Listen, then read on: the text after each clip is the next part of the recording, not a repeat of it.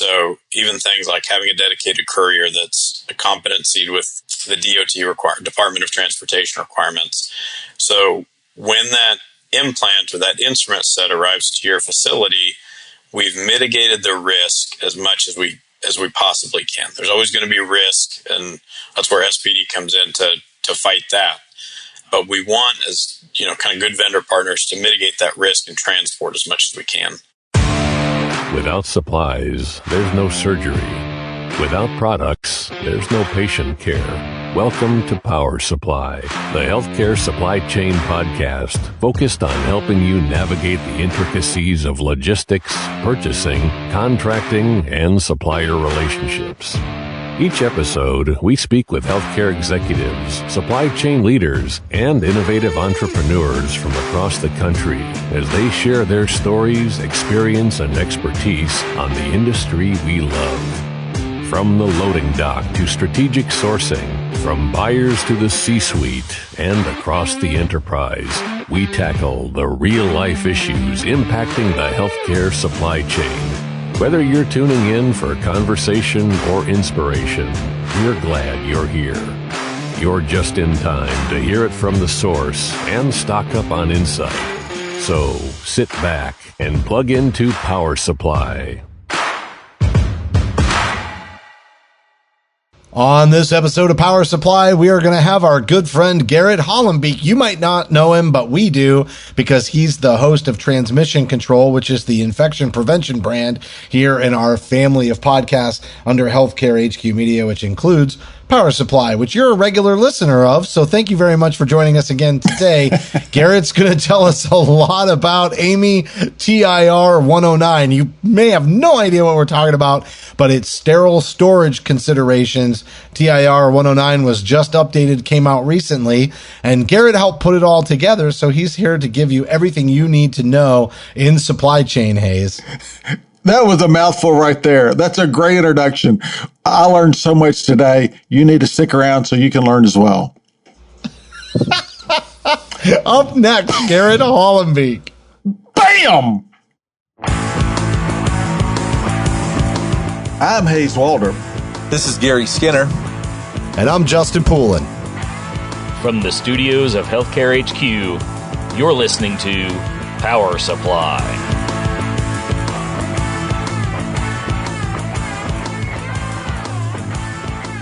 We are speaking with Garrett Hollembeak, infection preventionist and editor-in-chief of Transmission Control, on our family of podcast brands on Healthcare HQ Media.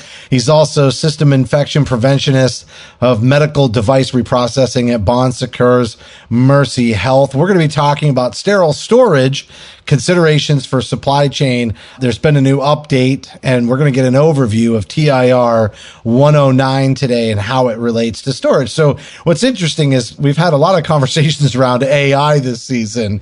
And so it's like really highbrow and kind of, data centric. And now we've got a podcast for those of you out there that are truly working in logistics and supply and having any kind of considerations in mind about where products are being stored, especially in sterile processing and the OR and other procedural areas, just to make sure you all are up to date. So Garrett, it's been a pleasure working with you over the last several years, and you've done a great job of blowing up our IP brand, or infection prevention brand, Transmission Control. But this is your first appearance on Power Supply, so welcome. Yeah, thank you for having me. And this is kind of cool because one of my first introductions to the Beyond Clean and Healthcare HQ brands was a mention of Power Supply, because I put a picture of we unpackaged a bunch of trays and just the amount of packaging that was laying around and we had to get rid of. And Hank reached out. He's like, "Have you ever heard of Power Supply? They talk a lot about this stuff." So it's interesting. I like it.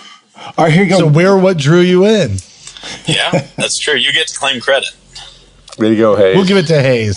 Well, I was going to say, Garrett, like he just said you blew up, right? And meanwhile, Gary blew it up in the wrong way. Like, I'm surprised we're still here after what's going on here with Gary, with Gary. So I'm glad we needed you. We need you here. Miss you, Hayes. I miss you so much. Just want you to know. I'm glad you're here, buddy. About time. About time. Thanks, brother.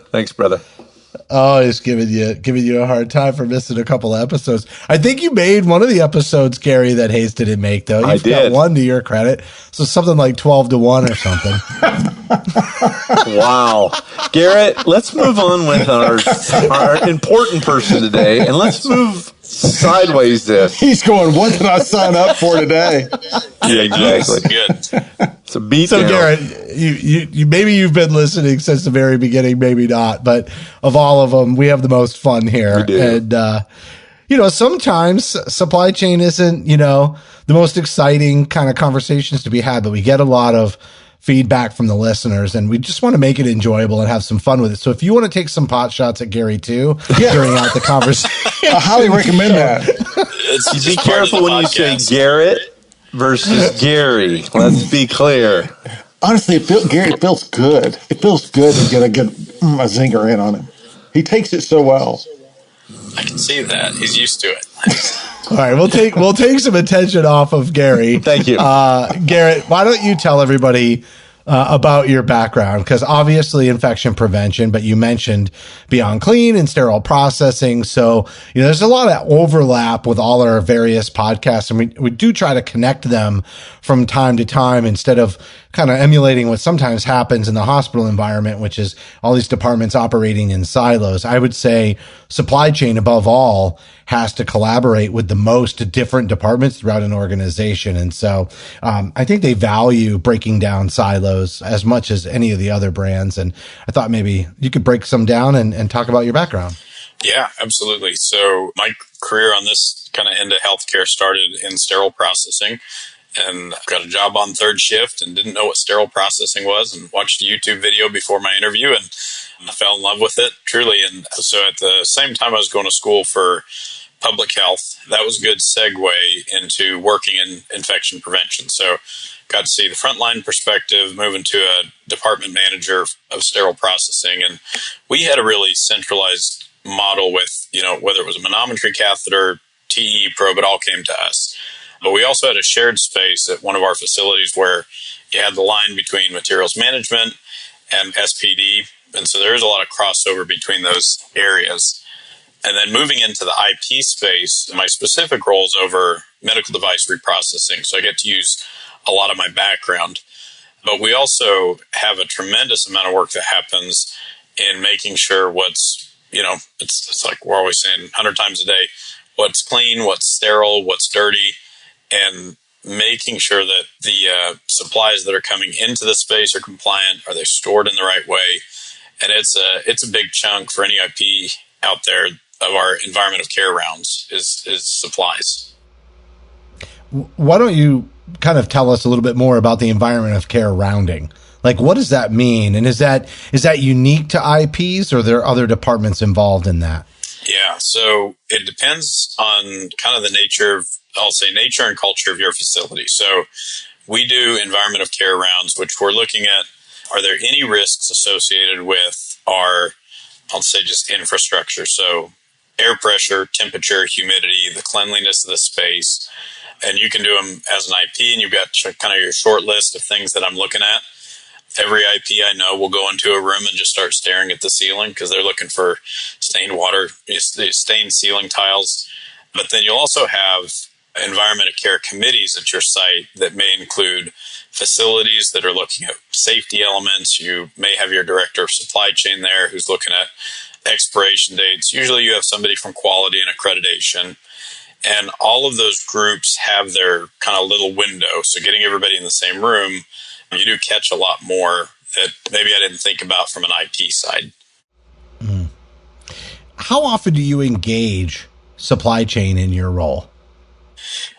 It depends on whether things are going the way we want them and plan them to. I feel like when things go sideways, that's one of our first calls is to say, hey, we have a shortage of this, or even with things like water intrusion or temperature and humidity fluctuations. Supply chain is a pretty important part of that because that's where we lean on them as subject matter experts to say, hey, we have this box of sutures, temperature was out of range for 2 hours. Is this a critical piece? Do we have any backstock of it? Or if we toss it, is that going to put a patient at risk? And so it's a pretty collaborative approach to say, we know there may be some risk of a water intrusion affecting the product, but what are the downstream risks? Because they see the whole, they know what's coming in, what's going out. So that's one area that we interact with them quite a bit, is when something goes sideways. Well, I know that you're about to give us some good knowledge for those listening in on TIR 109, but I almost want to flip the script before we kind of jump into the purpose of all of that and say, like, how might supply chain engage infection preventionists in their organization in a way that they might not ordinarily think of? Like the situation you just described is you're going to them when you need them. But I kind of want to flip that around a little bit. And, again, as we kind of talk about breaking down silos and, fostering collaboration, what might be some reasons for supply chain to reach out to infection prevention that, might not just occur to them in their normal daily kind of work? Yeah, I'd say one of the biggest opportunities is making sure that storage conditions are compliant. So IP may go into a space and say, we have, this random product stored in a space where our temperature and humidity parameters are not being met or monitored. And that may be news to departments that are saying, well, what's technically or realistically wrong with me storing it here? And so that's an opportunity for IP to, be good partners and educators and say, well, based on ASHRAE standards, based on the specific facility policy, these are options for where this can be stored. And then there's also an opportunity when new products are brought in, or even when they're moving out, to say IP checks expiration dates for products anytime we go into a storeroom. That was kind of a fun thing as a new IP to say, all right, who can find the oldest expired product? And then you could talk about, hey, is it always the same as the thing that we find? Do we need to lower par? Or do we just need to up our rounding to make sure that we don't have the risk of expired products going out to a patient?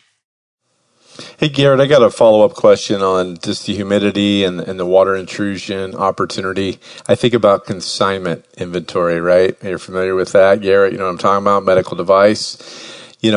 It's been shipped in, trunk stock, there's implants in a box, there's shared here. Can you walk us through a little bit about that? Maybe just like, what's consigned inventory? It should be following the same protocols, right? Am I right? Yeah, in storage conditions, whether we own it or we don't own it, or it's there, a vendor forgot it there, and, we're just free storage right now, the instrument needs and parameters don't change based on the ownership. So if we have, that tucked away closet that all of the sterile implants get put into, that's an opportunity for supply chain to go to IP and vice versa to say, hey, can we figure out a better solution here so that we're not putting something non-compliant then next week or next month into a patient's, fracture. Absolutely. You talked a little bit about, sort of supply and, we're obviously concerned about back orders and shortages right now. And so, like you mentioned, when you go and do an audit, you're looking at supplies that might have been exposed to water. And now all of a sudden you got to kind of like reach out to supply chain and figure that out. That's a big lift for supply chain if all of a sudden there's wasted product from a preventable reason.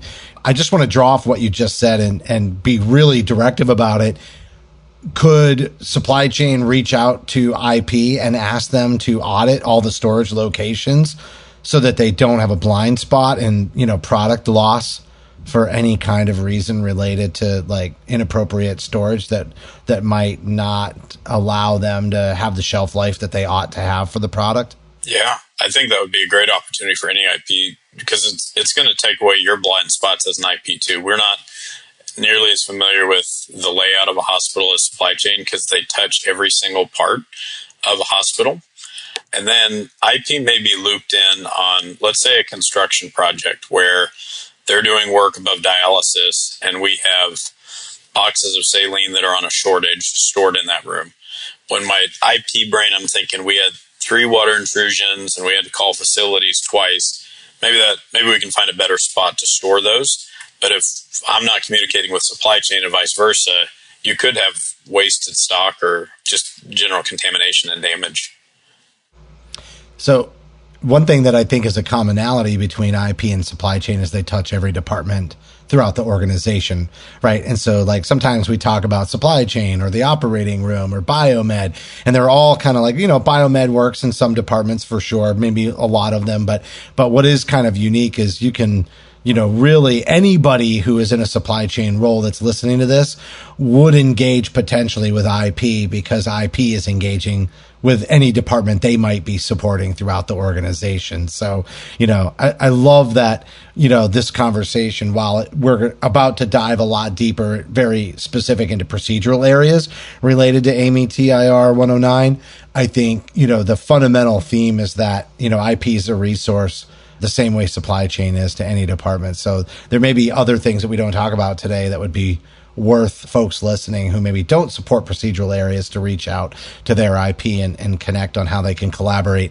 So let's jump into AAMI TIR 109. First off, tell everybody what AAMI is in case they don't know, and then let's start talking about what a TIR is. Yeah, that's me right here. Yeah. That's great. So AAMI is the Association for the Advancement of Medical Instrumentation, and they are a standard forming body that provides guidance and best practice. We'll call them recommendations, but your facility can be held to those if your policy calls them out. So if TIR 109 specifically, it's a TIR technical information report, and you'll see AAMI standards, and then you'll see TIR. So it's not a standard yet, but if your facility writes it into policy that we follow TIR 109, it'll be important for both IP and supply chain to be really familiar with what it covers and what it doesn't cover. So broadly speaking, TIR 109 doesn't cover commercially sterilized products. So those things that arrive at your facility sterile, packaged from a manufacturer. What it does cover and where it overlaps really strongly with supply chain is that receipt, delivery, and transport piece. So for IP, this will be where it's helpful to go do that walk with somebody in supply chain to say, hey, where do you pick up something from the dock? What container does it arrive in? How do you clean that container? When it gets on the dock, does it sit out there for 4 hours in the rain? Do you have a covered dock? Yeah, sitting out in the rain. And then once you get it into the facility, there are some documentation elements that were called out in TIR 109 about documenting what you received, having some sort of acceptance criteria in your policy, and even calling out hold time. So if it's allowed in your policy or through your risk assessment to leave something out on the dock overnight, that may be appropriate. Certain environments, it may not be appropriate. And so in this information report, they pulled in a lot of elements of temperature and humidity, which as IPs, anything that can get above a certain level of humidity or above a certain temperature, we're now concerned about increased risk of microbial growth. And so is that an issue just shipping implants across the country, UPS, FedEx, or whatever? Because in cold storage and pharmaceuticals, we know how the temperature, but do we know that on implants? And is that a problem? Like if you're shipping to, let's say, Phoenix in the middle of the summer, tell me about that. Yeah, it certainly can be, because it'll depend on the manufacturer's IFU for what temperature range they've validated for that implant or that piece of equipment. And when we think about the vendor pathway, they may have it at facility A, it goes into their car, they stop at the gas station, and TIR 109 did add some provisions and recommendations related to how, especially soiled instruments, should be transported. So even things like having a dedicated courier that's competency with the DOT Department of Transportation requirements. So when that implant or that instrument set arrives to your facility, we've mitigated the risk as much as we possibly can. There's always going to be risk, and that's where SPD comes in to fight that. But we want, as kind of good vendor partners, to mitigate that risk and transport as much as we can. So TIR stands for Technical Information Report, right? And it's not necessarily a standard, but you talked about where AAMI fits, sort of in influence or requirements. And I can kind of put a little backing on this. New Jersey state does look at AAMI standards essentially as law, and they point to that. You must follow AAMI standards in the state of New Jersey. So, if you have any state funding or whatever, like, you're going to get your auditors coming in and making sure that you're meeting those standards. But the TIRs are essentially like the starting point for pulling together well-vetted information before it becomes a standard. And so I want you guys to know that you're talking to an expert right now, because to develop these reports that eventually become standards, they put together work groups with subject matter experts who are stakeholders, whether they're from industry or they're from the hospital. Garrett was involved in the work group for developing this standard. So that's why he can speak so confidently on the topic, because he's probably dove deeper than most, on a lot of these areas. And so, Garrett, can you talk about what it's like to be involved in a work group and how these standards are developed by multiple different stakeholders? Yeah, absolutely. So these are, if you have the opportunity to sit on any AAMI committee, go and do it. There's ones about dialysis water, and there's ones about, how to clean a tattoo gun. So it's a pretty broad scope. But on these work groups, you're pulling in people. We talk about geography. I'm in Ohio. I may not think about what transport looks like when it hits 112, like somebody from Phoenix might. And I may not be thinking about what it looks like when we get freezing cold temperatures and how that's going to affect my supplies.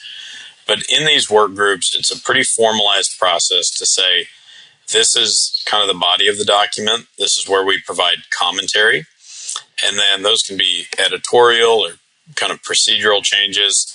And then some of them are, hey, there's this study that supports this conclusion. And even new research that shows how soluble is soil above certain temperatures. What is low humidity going to do to dried on soils for instruments that are being transported? So you get this group perspective, and people have a good, very honest and good faith debate, I'll say, to say, hey, this is what the evidence says, this is where it can impact.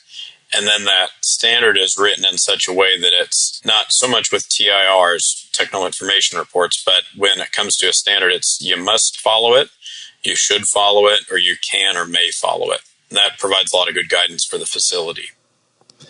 So Garrett, when these work groups get together, one of the considerations are they looking at downstream DNV, Joint Commission? They're thinking all about that all day long as a call out, correct? Yeah, and there's participants from accrediting bodies. There's good representation from APIC, or kind of the professional organization for infection prevention. And then we are always happy to have folks from ASHRAE and other bodies that can provide their expertise in a way that we may not consider outside of a facility perspective. I like it. All right, let's dive into TIR 109 then, right? Because it's not everything's applicable to supply chain, right? There's lots of things in that document, that like you mentioned, could involve lots of other departments. But what are the fundamentals for supply chain related to storage? And I'm sure some of this is covered prescriptively, in 109, TIR 109, and maybe others are not so prescriptive. But can you run down, what are some key things that everybody in supply chain should know about storage? Yeah, great question. Because if we break it down to the very fundamentals of it, we ask people a lot when we do IP rounds, infection prevention rounds. Is it clean? Is it dirty? Is it sterile? And when we think of the packaging that's coming into the facility, if we're using external, if you ever want to wig your IP out, just show them a cardboard box sitting in a hallway. And so, so we're always thinking about what condition did this come in. So for transport, we want to make sure that temperature and humidity conditions are maintained. And there's recommendations there to document that throughout the whole transport process. And that can be a challenge if it's being shipped from site to site without a lot of controls. And then once it comes in the facility, we want to have some sort of landing spot that's going to be kind of the decasing area. That way we're not getting external shipping cardboard into the facility. And that's going to allow us to keep that separation between, maintaining sterility of sterile items and then keeping the clean and dirty separated. From a supply chain kind of frontline perspective, one of the things we want TIR 109 to call to mind is, where was this? Where is this going? We can't take something from a soiled utility room that's going to end up in a patient room. So we want to make sure there's one-way workflow, and that's a theme that's called out throughout the document. So, Garrett, you brought up a really good conversational piece that goes back and forth: cardboard.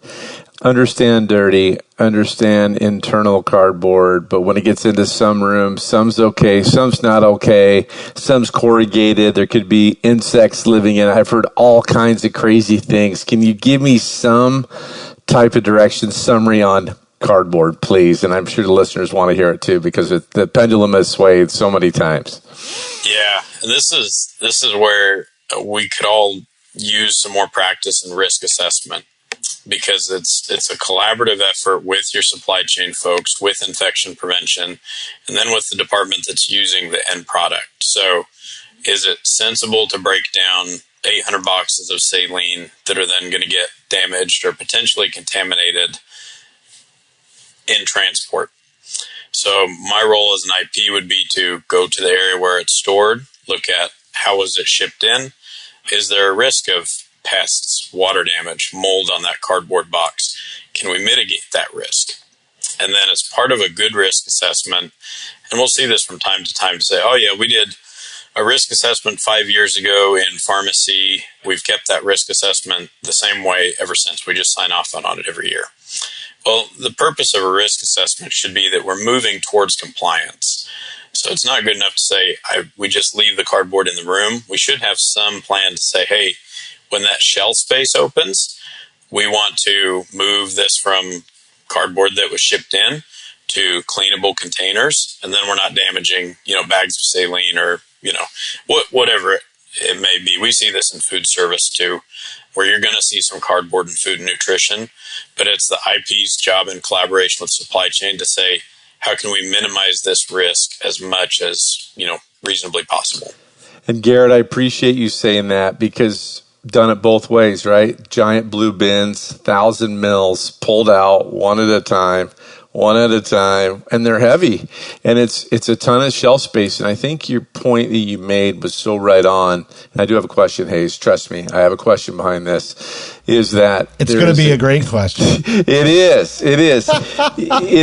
You talked about there's an ownership, like that space opens up, or that opportunity to make it better, continuous improvement. So just come back one more time. You say IP, and it's not IP address, it's infection prevention. Who are the key players that need to be involved in this from top down? We got to make sure we move forward and keep the needle moving forward. Who are the players? One more time, I want to hear it for the audience. Yeah, so you'll want your site infection preventionist, somebody who has oversight of the facility. You want your supply chain involved, and then you want your end user. So my dialysis department or my pharmacy group, they're going to know how those products are used, maybe better than myself or the supply chain folks. And they're going to be able to help with that risk assessment to say, this is where we can make an improvement, or this is where we need to have a hard stop to say, it can't go past this line because of this. So good. It's such an anomaly, cardboard, and we could talk about it for 5 hours, I think. Oh yeah. Yeah. Is there any situation where one department tries to pull rank on the other department on something like this? Do you have a good story on that, maybe? IP, we try to pull rank like on a daily basis, and we don't get it. It's like, that's a nice recommendation. And that's honestly where IP has to be really evidence-based. And we have to recognize that we're not end users of these products 9 times out of 10. But we can evaluate, hey, this is what might happen. This is what's likely to happen. These are the potential negative outcomes. We saw this recently with the ultrasound gel. So supply that comes in, it's used on, maybe potentially hundreds of patients in your facility. And then because of poor handling, there's a linked outbreak.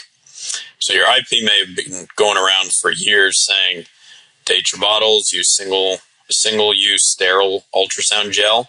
And it's not until something happens that people really kind of pay attention and say, oh, this is why. Now we have a recognized risk of this happening. So that's where IP has to be prepared with a game plan to say, if this happens, if there's a larval outbreak because of cardboard in your space, this is our mitigation plan. And they always every listen time. to you. I mean, people really, yeah. When I come around, they say that's a guy we're going to listen to. Garrett, I seriously, when I had questions like a new warehouse set up or a new central supply or a new area, quality, IP, do a walkthrough. Tell us what you see, what we've missed. There's so many moving parts, especially on a new construction project. What did we miss? And it's just great to get another set of expertise, if you will, to bring in the room. You've said to me, and I know IFUs, instructions for use, huge buzzword for sterile processing. I wouldn't say off the radar for supply chain, but not nearly at the top of the list like you would hear in SPD. But you've said to me, these risk assessments that you're doing should not outweigh the IFUs for devices or pharmaceuticals, right? What does that exactly mean? Yeah, this is something I think people feel strongly both ways on this. We have to go where the best validation data is. So we'll take something like A1C kits. There's a temperature range on there. So when they get delivered, they go right into the fridge or some sort of controlled environment. Okay, so I can risk assess it all day long and say these are used pretty quickly. The risk is low for the patient or the product not working because it was stored out of range. But my personal evaluation of that risk is not more centered in data than what the manufacturer tested and what they validated to build that IFU. So generally speaking, I'm very hesitant to risk assess over an IFU. That said, there are IFUs out there certainly for sterile processing. I'm sure it applies for supply chain as well, where it's maybe old, outdated, it doesn't make sense, or it's written in a way that you may not be able to be compliant with it. And to me, that gap between what's written and what's best for the patient is where the risk assessment piece comes in. You said sometimes there's people feel firmly on either way. Are you saying there's a right side of that? I'm inclined to think I'm on the right side of it, just as a personality thing. But you do have situations where IP will say it has to be this way, or we did a risk assessment, and that means everything's fine. But you never are at zero risk. So it's always this constant churn of, is that Neosporin bottle going to kill somebody 2 days after the expiration date? Probably not. But is the risk greater if we have the attitude of let's let it go 1 day, 2 days, 3 days? We don't have good systems in control in place. Hey, Garrett, real quick before Hayes jumps in, how would you coach a new nurse like that when you're trying to make your point like Hayes? Like Hayes just walked in the room. He just passed his NCLEX. He's brand new from a clinical side. How would you coach him up on that? And they're like, I'm taking care of patients. How do you coach him up on that? Yeah, so if you can have a real-world experience that can teach to it, we love evidence-based, and that takes some legwork on the IP to say, hey, in this, we're going back to the ultrasound gel, it's a good, relevant story that's top of people's minds to say this is why supply chain matters, this is why getting the right product for your patient matters. And then I would say to add to that, take them on an EOC round. Show them kind of the good, the bad, and the ugly. Because once they see how bad it can get with less controlled practices, I think everybody starts to say, well, I can tighten up my own a little bit. Yeah, because you can't do it alone. You can't just keep hammering the gavel. It has to be team united. I agree. Thank you, Garrett.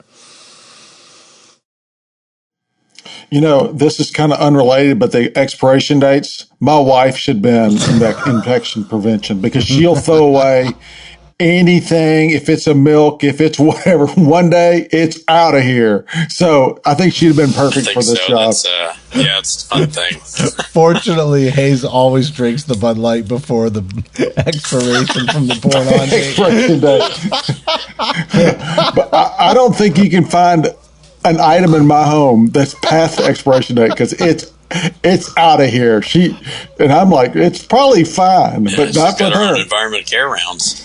sounds like. Yes, she does. Exactly. Environment of Taking Hayes care of her rounds. family. Environment of Hayes That's how you know rounds. she loves you, Hayes. EOH. I love her too. So it works All out. right, I got two more things. You talked about some receiving considerations like weather and temperature, but something we heard about a lot, especially during the pandemic when it was a little bit harder to do, but chain of custody. And chain of custody is a big thing, and especially with pharmaceuticals and tissues. But like when you're taking a look at this, like how do people handle it when the chain of custody is broken? And like what needs to be in place to mitigate that risk? Yeah, that's where the policy has to be proactive on that. So if it's not until something negative happens that we look at the policy and realize we don't have any requirements for the deliverer, we don't have communication that's clear between who sent it and who received it. So that's where IP can take and use some of the principles in TIR109 to strengthen their policy, especially around chain of custody, to say, are we needing to document this? Do we need to monitor it throughout its route? Is the actual transport vehicle compliant, or are we increasing risk by having somebody that was Uber Eatsing and delivering somebody's dog also transporting, medications? Those are some of the policy considerations that it's good to look at ahead of time before, something unexpected happens that results in harm. Wow. All right. Last one. We had a lot on this agenda, and I realize we're kind of coming up on time, but we talked about, AAMI, kind of the guidelines around TIR 109, but what about OSHA? Like, everybody knows OSHA. You might not be familiar with AAMI, but everybody knows OSHA. Yes, when we look at OSHA requirements, especially when it comes to the transport of soiled instrument, there should be training. There should be available and accessible PPE, because when we have supply chain pick something up or transport something, they're assuming in some ways that the person before them did their job and packaged it correctly, protected them correctly. And you always, as IP, are concerned about bloodborne pathogen exposure, and then even contaminating the environment around that delivery location. So we think about this, even at simple things like your tube system. Is it protected? Is it accessible? Is there a point of contamination where a nurse has their drink at the tube station and something busts open? So those are some of the overlap where both supply chain and IP can mitigate some of those safety challenges. All right, Garrett. Great job today. Really nice detailed. Work. Good takeaways. I appreciate you guys having me on.